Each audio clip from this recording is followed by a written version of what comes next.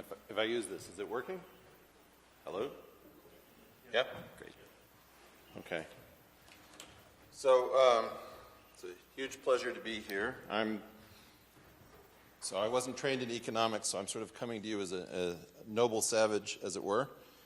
And in trying to prepare for this talk, I found it somewhat challenging to fully understand how we're currently seeing radical uncertainty or Knightian uncertainty. Sometimes it seems to be on the verge of becoming its own kind of analytic theory. Other times it seems to be sort of like a note from our mother why we don't have our homework and we don't have to come up with rigorous analytic models because, of course, Knightian uncertainty means unknown unknowns. So what I'd like to do is to sort of take this on a slightly different journey and see if we can come up with something new. And in the spirit of innovation, maybe it works, maybe it fails, but we're along for the ride. So thanks very much.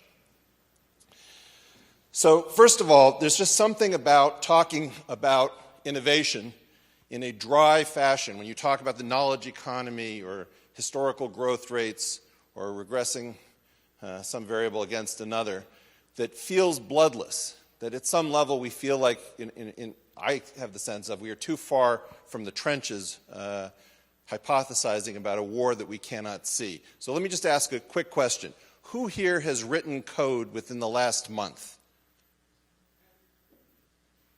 Who here has not written code within the last month? Interesting. Who here has been to Burning Man in the last 5 years? All right, thanks, guys. Pardon me? Which Burning Man? Well, the one in Nevada. Okay, that's fine. That's fine. So I think about this as, in some sense, like this beautiful greatest hits of jaw-dropping innovation. So here you see a platonic solid in the fourth dimension that has no analog in the third dimension, was only discovered in the 1800s. Or here's Darwin's phylogenetic tree that he starts scratching out, which becomes populated as a theory of all life. And here is the beautiful hop vibration, which in fact forms from the 1920s the centerpiece of the work that I really wish I were able to talk to you about that we were doing for INET in terms of an actual particular innovation. And so hopefully one day we'll talk about that. But the idea is that I actually find myself much closer to the issue of creating or thinking through things rather than analyzing those who create or think through. So in some sense, that's the change in perspective. So I want to talk about radical uncertainty and the fact that saying that we have unknown unknowns does not really get us out of anything, because I think that we actually can say quite a bit about the unknown unknowns. So I'm going to talk about known unknown unknowns. So, of course, we have the Rumsfeldian take on Frank Knight, and I think Rumsfeld got a fair amount of mileage of this recently. And so this is how many of us think about radical uncertainty. But much is actually known, and it's known in two different ways. We have some a priori knowledge about what's going to come, even if we don't know the exact shape of it. There are very few things that have happened to us where somebody says, nobody could see it coming. Like I remember with Hurricane Katrina, there was this whole thing. Nobody could see the levee breaking, or in Japan. Nobody could imagine Japan being hit by a tsunami along its coast. These are very strange things to say that nobody could imagine because, of course, many people could imagine these things. The other thing is that in part we're here due to the generosity and philanthropy of those who have engaged in radical uncertainty as a blood sport and won. So, of course, the Bank of England experienced a radically uncertain event, but the person on the other end of that event had much greater information about what was happening and, in fact, had enough rationality to bet that speculating against the pound could win, just as Bill has shown also in venture capital and private equity. So it's not the case that all of our information about markets is evenly distributed. In fact, one of my concerns is that the great economics departments may not be, in fact, in institutions like universities. They may, in fact, be living in hedge funds, whether it's Renaissance or someplace in Silicon Valley. And so you have to imagine that, in some sense, the knowledge, what for me might be radically uncertain, may for this man in the audience, in fact, be something that he understands and just privately doesn't share. The next big problem is that what we really have is an almost insatiable appetite of very brittle institutions for low variance processes, right? Many people want to clip coupons, receive an annuity, or find some process which they can lever so to produce a steady stream of returns. And in order to do that, if you think about taking an electric guitar and an amplifier, and you want to turn your amplifier all the way up, that guitar has to be incredibly quiet and have very little vibration in the room. And so it's hard to find a room which is quiet enough to have that as a safe process. So the search for freakish processes of tiny variance is really driven by our desire to grow big, large institutions, even though there's nothing in nature that says that this is necessarily going to be a stable process. So therefore, I'm going to claim that radical uncertainty is actually just regular uncertainty, but it is as viewed by the radically certain. So the appearance of the radically certain and their power and prestige is very mysterious. How did the radically certain get to be among us? How do they have so much ability to keep coming back cycle after cycle, whether they knew what they were doing or didn't know what they were doing? Various members of this class are always with us, and they usually have some ability to access levers of power to correct for mistakes that the rest of us do not.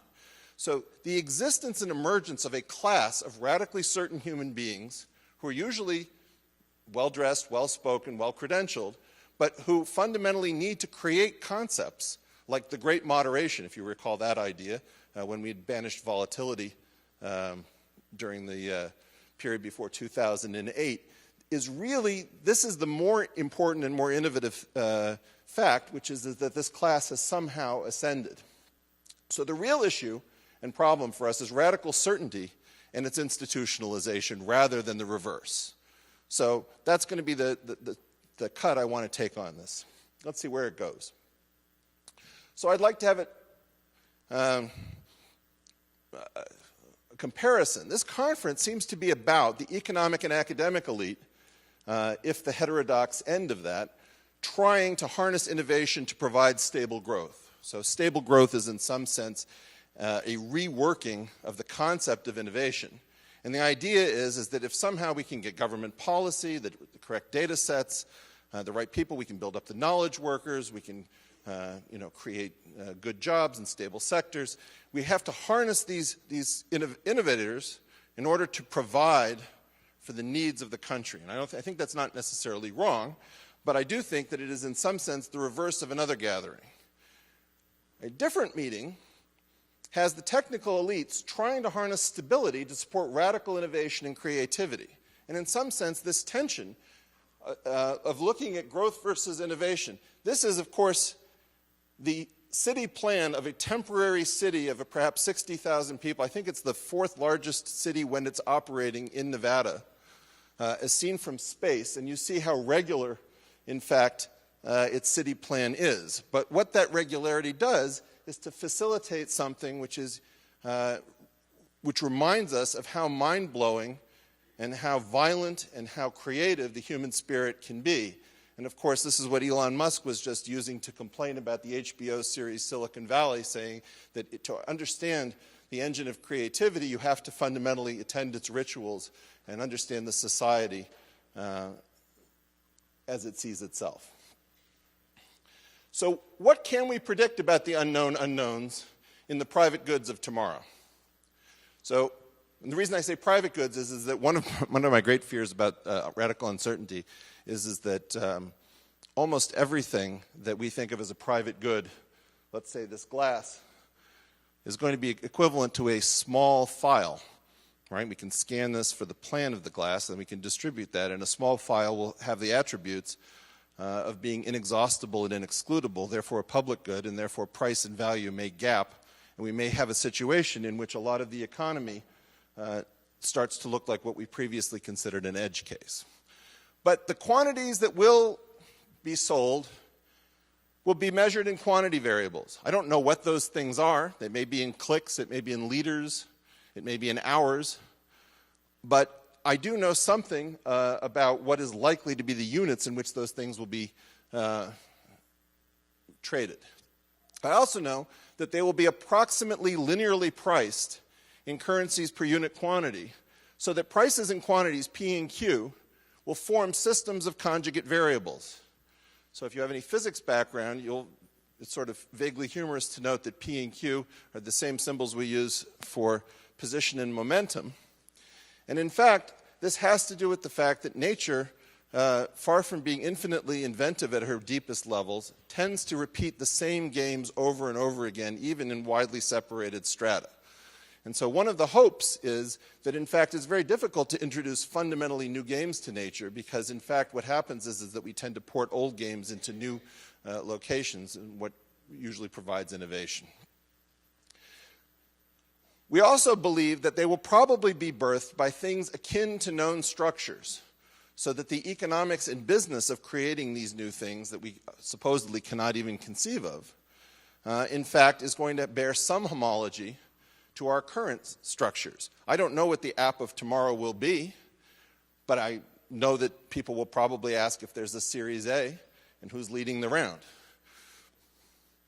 So let's talk about radical uncertainty in the program that Pia Milani and I were undertaking as grantees of INET.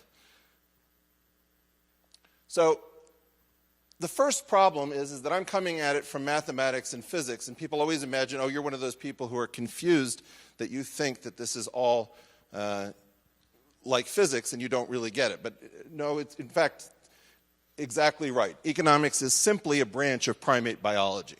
And I don't think we should really be questioning that. We're primates. This is how we conduct ourselves.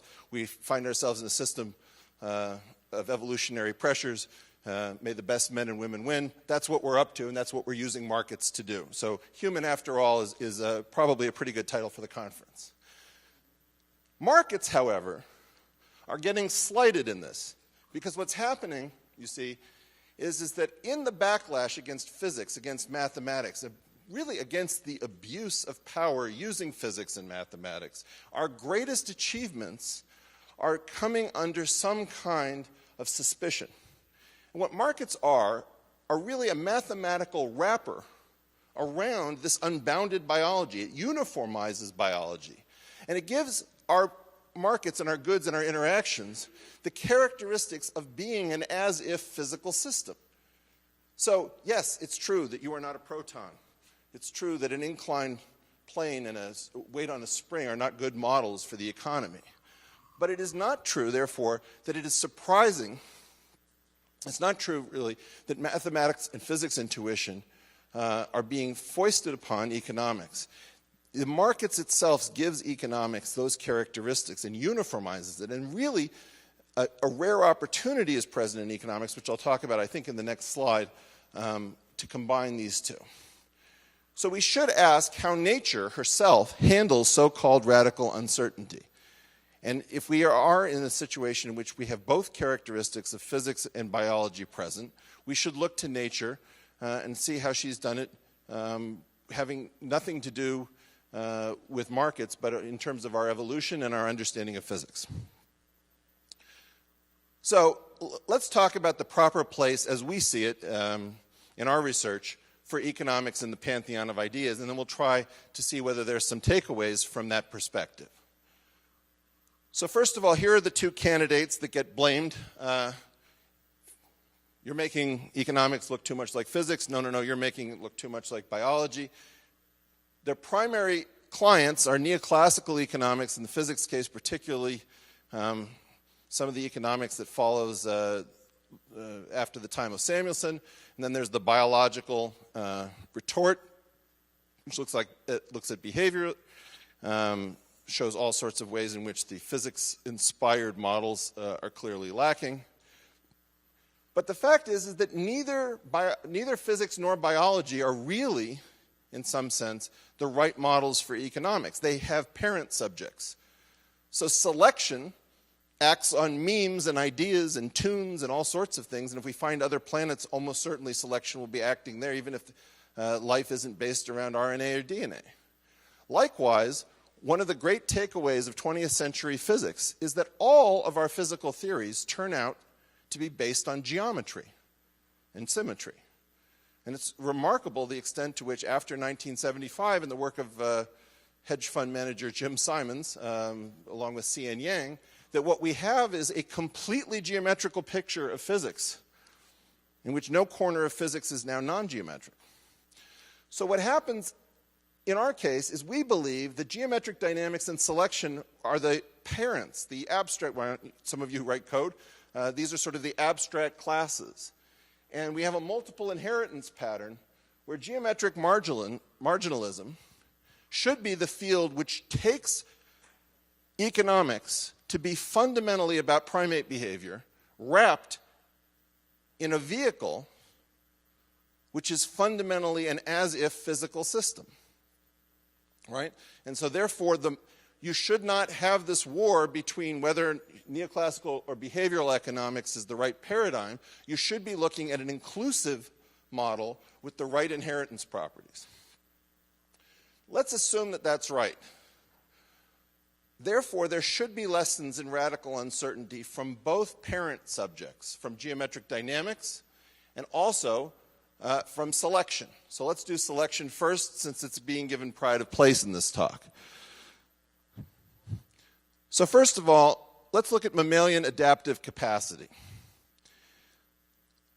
Of course, as mammals, we are all, in some sense, jawed fish. And in jawed fish, we saw the emergence of an adaptive immune system, an immune system that does not know what is coming next. It is facing unknown unknowns. But it doesn't run and hide mumbling something about Frank Knight under its chair, right? What it does is it prepares a generic response capable of innovation, mutation, acts of brilliance and grace, even if it is not a thinking system, right? So fundamentally, it has a very small number of components, in some sense, which are able to mount an incredibly calculated as-if response, an as-if calculated response. We are also at the absolute extreme of K selection relative to R selection. That is, we care and love our children much more than any other animal cares and loves its children. June was just talking about the 12 years it takes before your brain begins to set, right? And of course, that's approximately the 12 years it takes for humans to get to sexual maturity, which is an incredible risk for any animal to take, right? But we invest and we adapt based upon the idea that we know we are going to find changing circumstances and we are going to be based around software rather than hardware. So of course human infants have to be pushed out very, very early because we pose a threat to our mothers with our giant brain cases, right? We have the largest brain-to-body ratio. Here you see us in the brain-body diagram as the extreme point here, modern man. We are all about software adaptation and improvisation. That's what we do. And in some sense, it's weird to think about radical uncertainty as from the perspective of the species, which is probably best able to handle it because of our cognitive capacity, and our brains aren't purposed at birth. Lastly, we also have reserve requirements. So if you can't handle radical uncertainty, you can always put more away for a rainy day and try to stay away from what other people might consider the efficient frontier. And if you think about the cheetah, which has probably the highest percentage of kills of any land predator, you ask, well, why are cheetahs not more common? It's a ferocious animal that has, 80% kill rates, something like that. And the answer is that if a cheetah screws up a couple of times, it's got a starvation problem, right? Because it's moving incredibly quickly, it's burning a lot of energy, and it can take very little in terms of fat reserves before it degrades its own ability. So we have a situation in which we have a universal response to radical uncertainty, which is to build up reserves and to stay away from the siren call of overly efficient strategies which are in fact self-extinguishing. So we need to move economics away from risk management towards the adaptive management of uncertainty, or AMU. And if we had AMU managers rather than risk managers, we would be talking, in fact, about agents as being machines that take very complicated, uncertain situations and put them into as-if risk paradigms through some sort of Bayesian competition to see who's good at it and who's not so good, which may explain some of the variations you see in returns. What, if anything, do we get from physics? Well, here we have a very interesting different set of paradigms. Physics, first of all, has an area that has not, so far as I'm aware, been very effectively mined, which is renormalization theory. It's hard to understand what they're talking about. But the key issue in renormalization theory is that there are errors and flaws in all of our theories. We tell lies. And when we tell lies, we have to remember what strata we're in, what lies have been told. We may not know what lies have been told, but we can ask the question, what observables or questions are insensitive to the lies we've told? Which of them, if we break things into fast variables, which we don't have any idea about, even if they were deterministic, we're just not smart enough to compute them, or slow variables, which we think we can handle, the question is, what observables or questions live in the strata with the lies that are robust to the lies we've told? The big fear in economics is that there are almost no interesting observables relative to the stratification when we're thinking about macro. And I think that this drives a lot of the fear that we think we can predict almost nothing with very high efficacy. And so we should look to physics and see how they've settled the problem, and remember that between 1928 and 1947, they screwed up with the mass of the electron by not understanding this and missed out on about 20 years of results from quantum electrodynamics. So we partition the strata and the strata observables into those that are robust and fragile to the lies of that level, and restrict to the observables that are robust to fast variables. What about the quantum? So the last two conferences I've attended at INET, George has talked to us about what we're doing wrong. And I think we need to take him seriously at an analytic level and not just because of his prowess in the markets. I think that one thing is that we need to promote uncertainty from a bug to a feature. So when physics stopped in terms of its influence in modern economics, it tends to sort of have stopped before we learned how to propagate uncertainty and to fundamentally embrace uncertainty and to change variables so that the wave functions that may explain the possible position of a particle, in fact, are propagated with, let's say, certainty under a Schrodinger equation, right? And so by changing variables, we fundamentally embraced the uncertainty, and we get rid of George's determinism critique if we have a tight enough system that allows us to propagate uncertainty. We may fail at it, but we'd do much better looking for the physical, as if physical groundwork within economics that might allow us to do that than simply complaining about the fact that uncertainty spoils everything.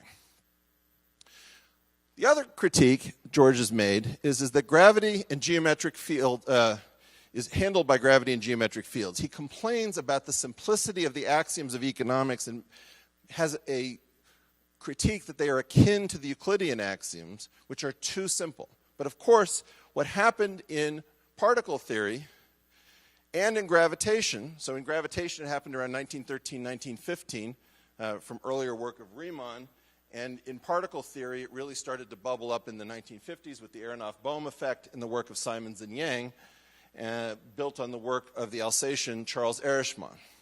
And in those cases, we promoted path dependence, which we had the same negative view of as economics has traditionally had a negative view of path dependence. And we realized it is absolutely not a bug.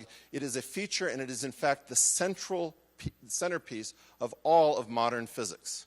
Right? So the rule in physics and in math is that you always begin with first a naive hope, the recognition that your childhood dreams are dashed and the hope is not realized. You then construct an object that measures the failure of your naive hope, and fourth, you promote that object to the centerpiece of your new theory, and it turns out to be far more elegant than anything you had to begin with. Right? So that I'd like to have us consider doing that in economics. So hopefully I haven't completely screwed up the assignment trying to get in human after all, innovation, and radical uncertainty. Here are the conclusions and recommendations. First of all, the economics of innovation and the innovation of economics are inseparable. And this comes out of conversations with Bill Janeway and Pia Milani and Peter Thiel. I believe that fundamentally, if we are going to innovate, we're going to have to understand that growth is undergirded by processes which are foreign to the toolkit and are almost excluded by the language of modern economics. So we're going to have to get both of those going, and we're going to have to probably conduct analysis with a tension between the kind of analytics we've been bringing from economics and the kind of feel that comes about when you're in a cauldron of innovation.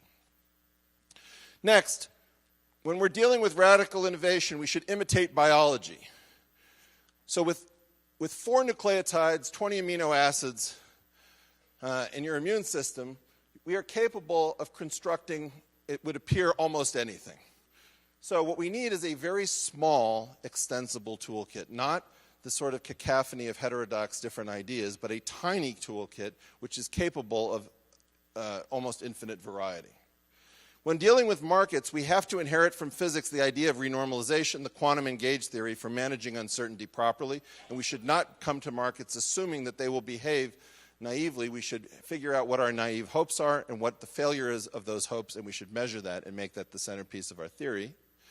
And lastly, I want to talk about an idea of Pia's, which is when she was talking about why are we peer reviewing dangerous ideas when we know that peer review is exactly the wrong tool. Once upon a time, the double helix was submitted to Nature, but it wasn't peer reviewed because it couldn't be peer reviewed. The danger was too great.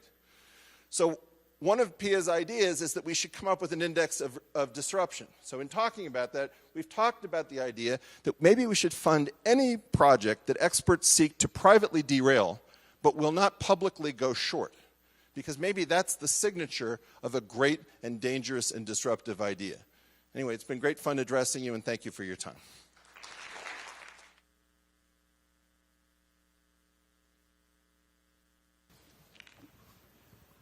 I think that secrets are really important, and that's certainly my boss, Peter Thiel, makes this a central point of his new book. Some of us have secrets, and we have great information about the future that the rest of you don't have, right? And so the key question is, how do we get secrets? How do we get hunches? The future is not evenly distributed, as has been remarked upon many times. And so, in part, this is a competitive game about who's got enough scratch to play their hunches and how well those hunches work out relative to some trade expression which instantiates that view of the future. So I think that you have to say that there are some people who have shown track records that strongly suggest that this is not completely random. And one of the things I keep hoping is that when I put up a list of innovations, that somebody will create the data set, maybe some enterprising young person, which takes different innovations from different fields, abstracts them hedonically, and allows us to get something from a large N when normally each field has only a small N's worth of great ideas. Eric? I think it's really important and very uncomfortable to think about the idea that when there's proof that somebody knows what's going on, if that person won't talk, it tells you that you have an excellent problem that bears a lot of analysis. And I think that in mathematics and physics we keep problems open, whereas economics tends to assume something that closes the problem. So we've been dealing with the situation with changing preferences, where if you assume that preferences don't change, you have ordinal welfare comparison, but of course preferences do change. So economics has a bad habit, which is to fundamentally seal the field against this tradition of keeping open problems open.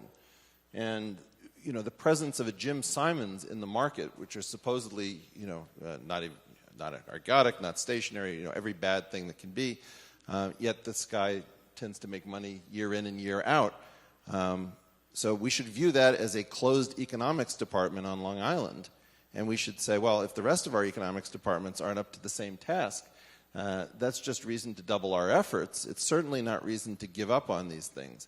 As for what culture we should adopt while we're trying to see whether anyone can pull the sword out of the stone, it's important to reward brilliant attempts and failures to keep the field alive and incremental progress, and to know when it's time to condense and to have many different avenues coalesce into one, and when it's time to open things up. And I think that it's really important to recognize the unbelievable importance of interference competition in academics as a system of selective pressures.